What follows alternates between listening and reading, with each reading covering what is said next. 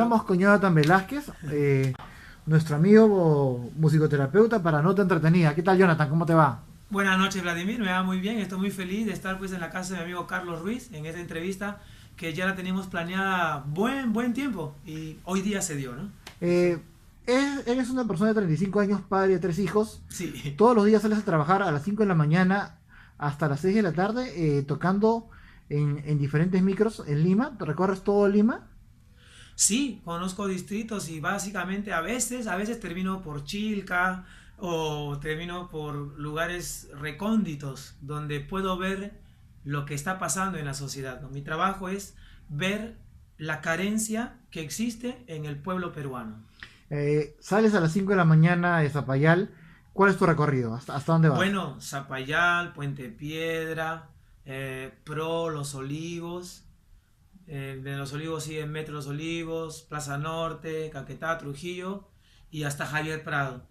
Cuando los buses me llevan ya por otros lugares como Ate Vitarte, Bienvenida al Triunfo, también yo voy por allí, ¿no? Porque yo creo que no hay casualidad, hay causalidad. ¿Y cómo es la experiencia de tocar en los micros? Y imagino que económicamente tal vez no es muy rentable y tú que tienes 3 hijos, ¿no? Bueno, la experiencia de tocar los micros para mí es enriquecedora, porque estoy haciendo la siembra de la semilla, de la cultura de la musicoterapia, que hace 70 años existe profesionalmente, ¿no? La primera convención de musicoterapia se llevó en París, en el año más o menos no recuerdo, 1974.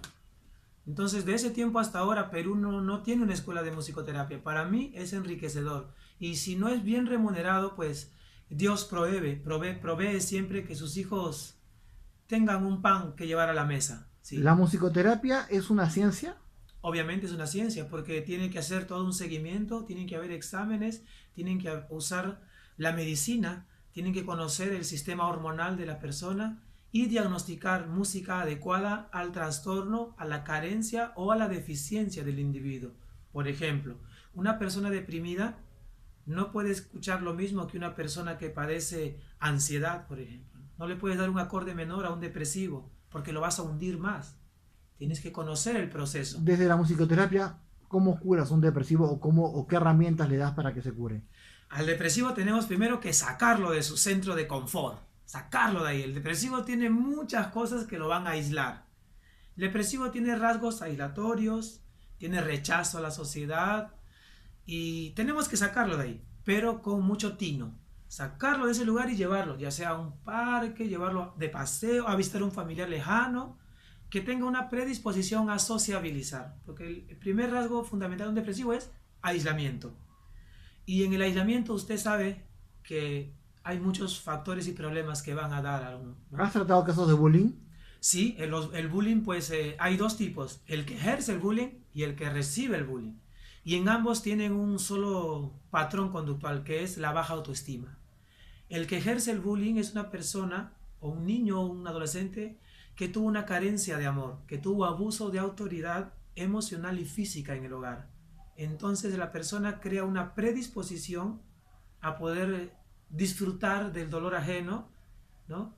Puede ser una persona sádica y al disfrutar de este dolor ajeno tiene una recompensa a su cerebro, ¿no? Se dopaminiza y de esta manera la persona se siente mejor porque en casa se siente menos, ¿no? ¿El Bajo bullying puede autoestima. generar odio o sentimiento de venganza? En el futuro también, porque una persona, ya acá vamos a ver el que padece bullying, el que padece el bullying, o sea, ya no el que ejerce el bullying, ¿no?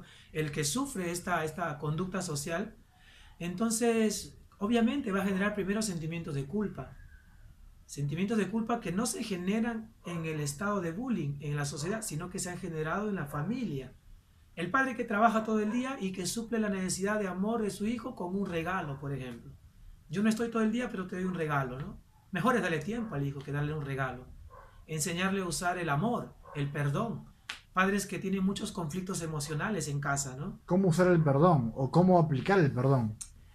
Ya si la persona es adulta y ha sufrido bullying, lo más indicado es que el perdón tenga procesos. Primero, aceptación de que no tiene la culpa esta persona de haber sufrido bullying o de haber ejercido el bullying en otro individuo o algún animal o alguna planta también, porque la planta también sufre bullying, también los animales. Pero vamos a centrarnos en las personas. La persona que hace o que participa en el bullying de alguna forma tiene que ser consciente, si es adulto, de que las cosas que de niño usó para sentirse mejor o peor eran cosas de niños, no eran como un cerebro de un adulto con la conciencia desarrollada. Entonces, puede ser que el perdón se dé de esta forma. Primero, ser consciente de que no tenemos culpa, liberarnos de toda culpa, ser conscientes de que nosotros somos seres humanos y somos imperfectos. Y también ser conscientes de que los padres que no amaron al hijo eran padres imperfectos y no tenemos que culparlos. A los primeros que hay que perdonar es a nuestros padres, a los padres. Déjame preguntarte algo. Me has hablado de un proyecto que quieres hacer en la cárcel Sí, con personas que son psicópatas. ¿Cómo es este proyecto? ¿En qué consiste? ¿Y no tienes miedo de hacerlo con personas que no tienen ningún sentido de la moral, ni de la verdad, ni de autoestima? la psicopatía es algo muy, muy serio y está estudiado por muchos médicos, muchos científicos, psicólogos, psiquiatras. Mi proyecto consiste en la reinserción del psicópata a la sociedad. ¿Es posible? ¿O es un experimento?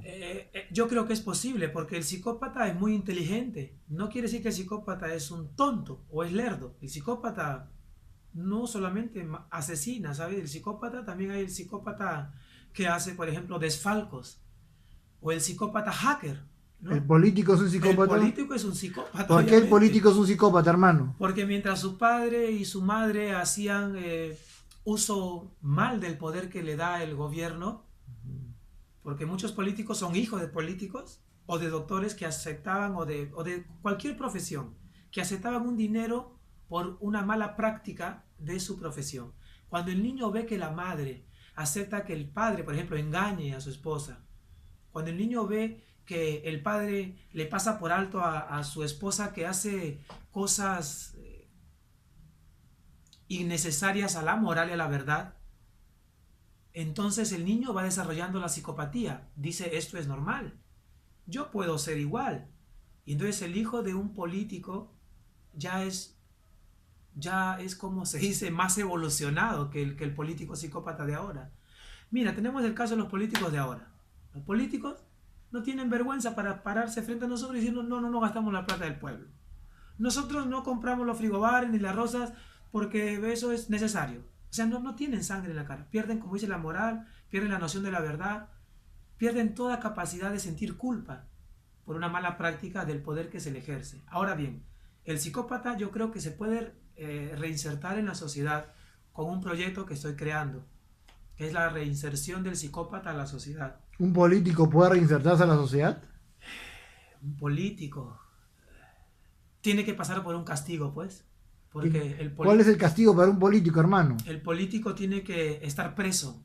El político que no cumple con su función o la persona que no cumple con una función en el cargo político tiene que ser apresado. Entonces estamos eh, salvando a una persona, pero castigándola, condenándola y haciéndola sentir culpa. ¿No es contradictorio? No tiene nada que ver con la culpa, porque la persona que es política y es un psicópata no tiene sentimiento de culpa, pues, pero tiene que su cerebro saber de que ha actuado mal y que para esa mala acción hay una reacción, y la reacción es quitarle la libertad y todos sus derechos que tiene como individuo libre en el planeta, ¿no? La muerte, la muerte, No la estoy, pena, no la estoy pena de muerte es es una cura de para la sociedad, La pena de muerte se aplica en muchos lugares hoy en día, pero pero es una cura. eso es una pregunta muy fuerte, ¿sabes? La pena de muerte. ¿Quién es el hombre para matar a otro hombre? Sería un asesino ya, ¿no? Sería un asesino. Yo creo que no es una cura. Creo que el hombre tiene que usar todas las herramientas necesarias para poder tratar con este tipo de personas. ¿Cuál es la diferencia entre el trabajo tuyo que haces como musicoterapeuta con el de un coach o un psicólogo? Que tenemos herramientas distintas nada más, ¿no? El psicólogo hace ciertos exámenes para ver el patrón conductual, patrón cognitivo, patrón emocional. El musicoterapeuta hace un examen que es muy importante, que es la identidad sonora, el examen ISO, que se aplica pues se creó más o menos, lo hace el gran maestro de la musicoterapia, el gran Mendelssohn en Argentina. Creó este examen para la persona. Y la persona que tiene una predisposición a cierto tipo de músicas, por ejemplo, música deprimida, hay música que te pone eufórico, música que te hace dormir, tú puedes saber cómo es esto. Le pregunto a la persona qué música escuchabas cuando eras un embrión, qué música escuchaban tus padres, qué música escuchas tú, qué música escuchas ahora. Y esto todo es la identidad sonora del individuo, ¿no? Sexualmente, ¿cómo influye la música? Sexualmente es muy buena la música. Recomiendo siempre escuchar música relajante sin contenido violento para que las personas puedan estar más predispuestas a desarrollar una hormona necesaria llamada oxitocina. ¿No? Y la oxitocina es la hormona del amor. Te hace querer abrazar, sentir... Pues, Repíteme, por favor, tu número de teléfono. 960-381-734. Tu correo. Mi correo es Jonathan Velázquez Romero en el Facebook, ¿no? Y mi correo es musicoterapiayoga@gmail.com. Quiero detallar algo de que ahora estamos haciendo un proyecto con mi amigo Carlos Ruiz, que después Hola. salimos de ahí. Estamos en un proyecto llamado Etnosférica, donde queremos nosotros complementar la musicoterapia, la música de instrumentos andinos, con lo que es los sintetizadores, guitarras eléctricas, y de esta manera llevarlo a una mayor aceptación de la persona, ¿no? ¿Cuándo van a tocar? En unos meses que preparemos el disco. Ok. ¿Cómo se llama su disco? Etnosférica. ¿Dónde lo van a vender? Lo venderemos en centros culturales. Ya, Ajá. ok. Lo vamos a tocar. Les agradezco la entrevista a ti, te agradezco la entrevista. ¿Algún mensaje final? El mensaje final es el perdón, hermanos. Perdonar a nuestros padres, porque ellos no han tenido la culpa de a nosotros dejarnos con la cuidadora, de dejarnos a veces sin comprarnos lo que nosotros caprichosamente queríamos. Nuestros padres siempre se han abocado, o la gran mayoría de ellos, a nosotros poder desarrollarnos. Y si hemos tenido padres violentos, padres ausentes, padre o madre, hay que perdonarlos, porque ellos también han sido personas. Y nosotros, ahora adultos, no tenemos que copiar el patrón de nuestros padres. Tenemos que analizarnos. Por eso es muy importante meditación. Para llegar al perdón, meditación. Ahora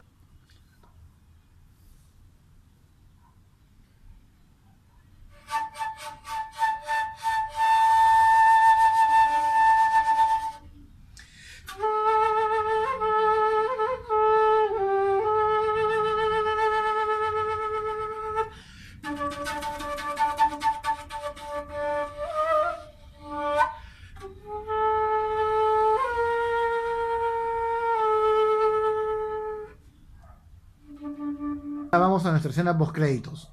Hermano, por favor, dime cuál es tu diagnóstico para conmigo. Bien, ¿en serio? Sí, tu diagnóstico. Eres una persona que trata de hacer lo que dice. Porque cuando te conocí en el carro me dijiste...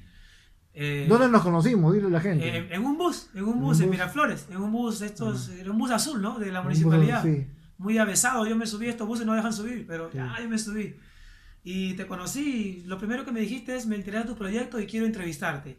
Y como a mí me interesa bastante la verdad, yo te dije que te voy a tomar la palabra. Ya. Y tú dijiste, sí, mi palabra es que te voy a entrevistar. Entonces, la primera impresión que tuve de tu persona al darme tu tarjeta fue de que estás queriendo hacer lo que dices. No eres una persona